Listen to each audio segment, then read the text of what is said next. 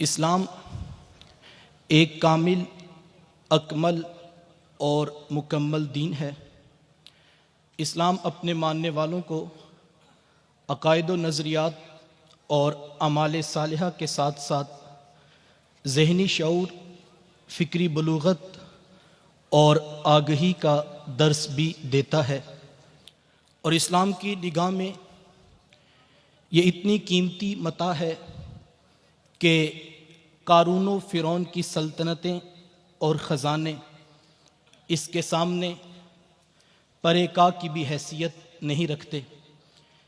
یہی وجہ ہے کہ مولائے کائنات حضرت علی المرتضیٰ رضی اللہ تعالی عنہ بڑی بے نیازی سے فرمایا کرتے تھے کہ ہم اللہ کی تقسیم پر راضی ہیں کہ اس نے جاہلوں کو مال و دولت اور ہمیں علم و حکمت کا نور عطا کیا، اور میرے حضور تو فرماتے ہیں حکمت و دانائی مومن کی ہی گمشدہ میراث ہے، اسے جہاں سے بھی ملے وہ لے لیا کرتا ہے۔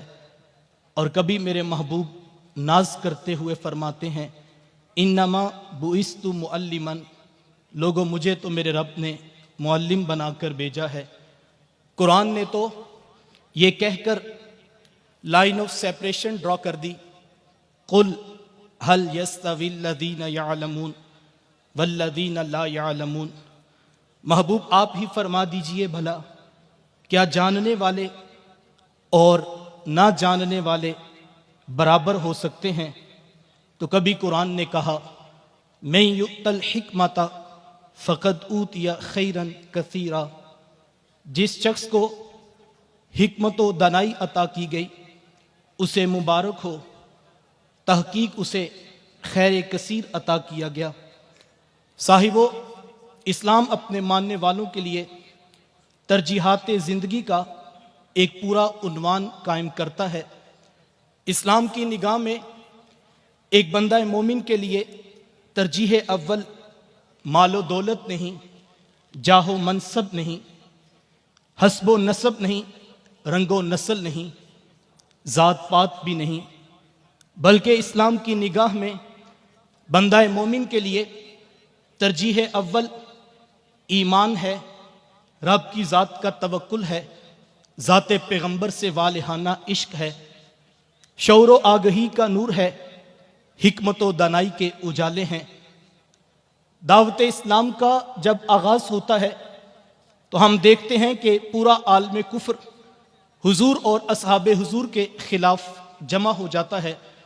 طرح طرح کے دکھ، تکلیفیں، مصیبتیں، پریشانیاں اور ناموافق حالات کے جکڑ تھے جو حضور اور اصحاب حضور کو دیکھنا پڑے۔ مصائب و آلام کے ان طوفانوں کے سامنے 14 صدیاں قبل کون سی طاقت تھی جو پوری آب و تاب کے ساتھ برسر پیکار تھی؟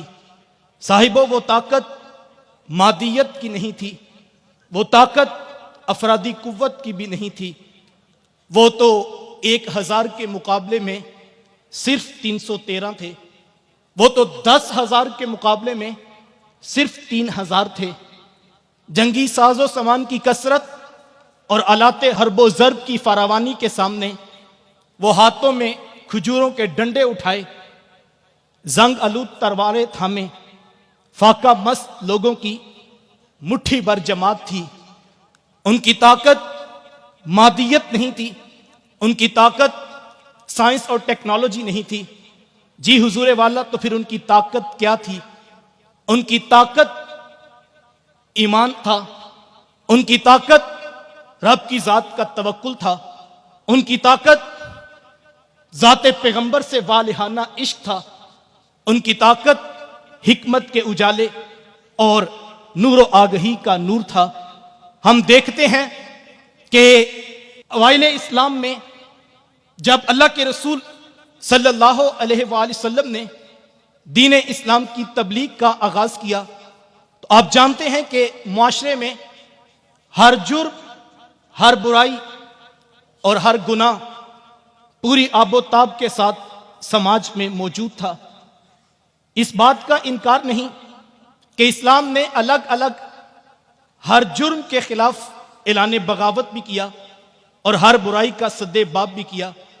یہ بات ذہن نشین رہے، ان سب چیزوں سے پہلے ضرب قرآن سے جو سب سے پہلا کام کیا گیا وہ شعور کی بیداری تھی، وہ آگہی کا نور تھا، وہ حکمت کے اجالے تھے جو پیغمبر اسلام نے لوگوں کی روحوں میں اتارے تھے۔ میرے حضور جانتے تھے کہ یہ لوگ جو آج میری دعوت کے مقابلے میں ہاتھوں میں پتھر لیے کھڑے ہیں، کانوں میں انگلیاں ٹھونس لیتے ہیں، یہ رخ پھیر لیتے ہیں، یہ میرے ہی قتل کے منصوبے بنا رہے ہیں، میرے حضور جانتے تھے جب ان کا شعور بیدار ہوگا تو وہ آواز حق جو ان کو زہر قاتل محسوس ہو رہی ہے، جب شعور بیدار ہوگا تو یہی آواز حق ان کے لیے نغمہ شیریں بن جائے گا۔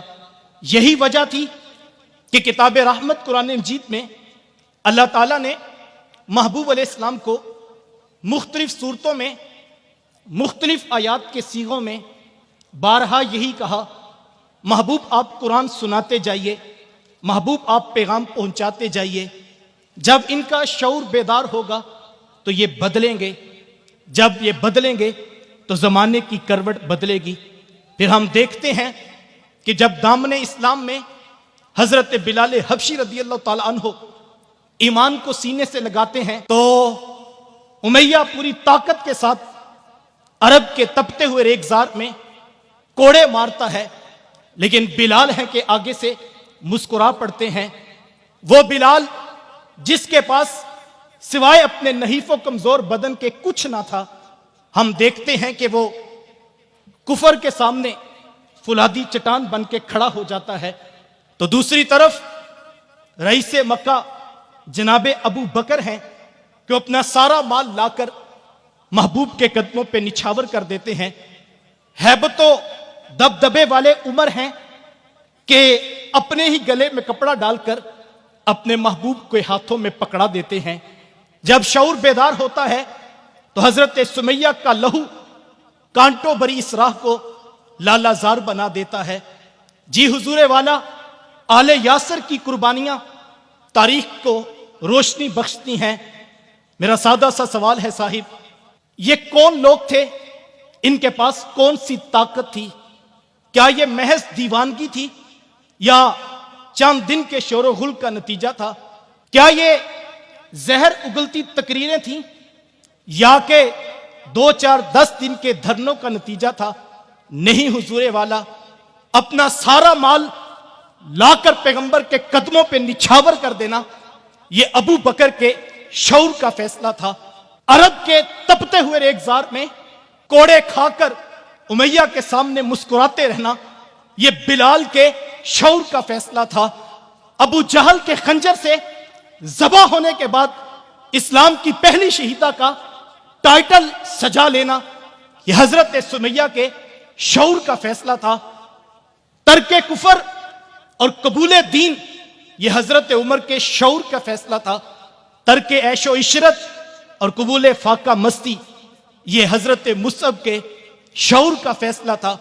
جی حضور والا، بوقت ہجرت مہاجرین و مہاجرات کا اپنے آقا کے ساتھ ہر چیز چھوڑ چھاڑ کر چلنے کا اعلان کر دینا اور محبوب کے ساتھ تلخ زمینی حقائق کو اپنے پاؤں تلے رونتے ہوئے یہ نعرہ مستانہ بلند کر دینا، چلو چلو نبی کے ساتھ چلو، چلو چلو پیغمبر کی سنگت میں چلو۔ حضور والا، یہ نعرہ مستانہ یہ صحابہ کے شعور کا فیصلہ تھا۔ اسی وجہ سے اسلام اپنے ماننے والوں کو ترجیحی بنیادوں پر جو چیز بخشتا ہے وہ حکمت کے اجالے ہیں، وہ شعور کی آگہی ہے۔